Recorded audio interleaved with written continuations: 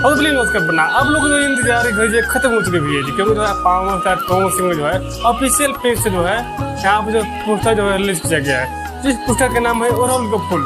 यहाँ पे जो है ना पवन विजय का लुक जो है ना काफी जो है बेहतरीन जो है दिख रहा है।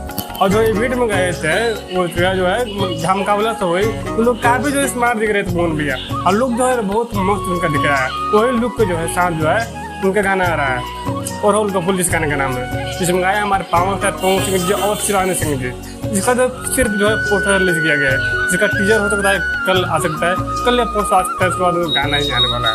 हो सकता है ये गाना जो है माँ अम्बा फिल्म जो है इसको रिलीज किया गया।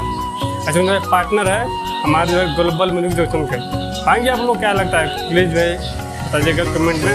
हमको लगता है गाना जो है कहीं ना कहीं जो आशा कर जो है प्रदर्शन करेगा, क्योंकि इसमें जो है श्वेता झा जो है काफ़ी जो है मस्त जो है और खूबसूरत जो है एक्ट्रेस है। हो सकता है कहीं ना कहीं जो आज जो काम किए होंगे। हाई में नेक्स्ट वीडियो में आप लोग यहाँ पे देखो फेमस है हर महादेव।